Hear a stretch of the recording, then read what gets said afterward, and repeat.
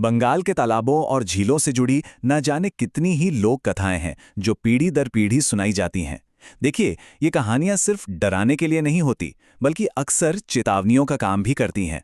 तो चलिए आज हम भी उतरते हैं ऐसी ही एक कहानी की गहराइयों में। मेछो भूत की कहानी।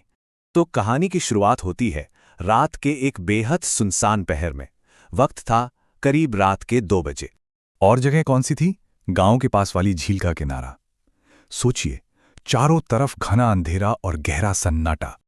लेकिन उस गहरे सन्नाटे को चीर रही थी एक अजीब सी आवाज, कुछ ऐसा जो वहां बिल्कुल नहीं होना चाहिए था।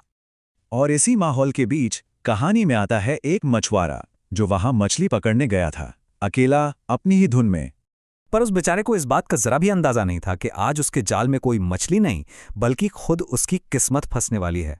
तो हुआ ये कि जैसे ही उसने अपना जाल पानी में फेंका, अचानक वो पूरी ताकत से हिलने लगा, इतनी जोर से कि उसका हाथ तक कांप गया। एक पल के लिए तो उसकी आंखें चमक उठीं। उसे लगा, अरे वाह, आज तो कोई बहुत बड़ी मछली हाथ लगी है। लेकिन क्या सच में वो कोई मछली थी? और जब उसने अपनी पूरी जान लगाकर जाल को पानी से बाहर खींचा, तो जो उसने देखा उसके तो होश ही उड़ गए। जाल के अंदर मछली नहीं, बल्कि एक अजीब, एक डरावना चेहरा उसे घूर रहा था। उसकी आंखें उस घने अंधेरे में भी एकदम लाल अंगारे की तरह चमक रही थीं।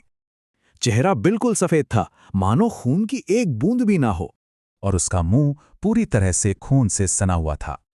और फिर वो चीज, वो जो भी थी, वो धीरे धीरे हंसने लगी। एक ऐसी हंसी जो किसी के भी रोंगटे खड़े कर दे। और हंसते हंसते उसके मुंह से आवाज निकली, मछली नहीं, आज तू फंसा है। फिर आया अगला दिन। वो मछुआरा घर नहीं लौटा था।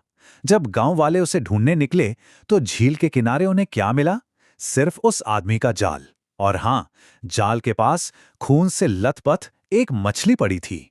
बस उस दिन के बाद से ही वहां के लोग कहते हैं कि उस झील में आज भी वो मेछो भूत रहता है।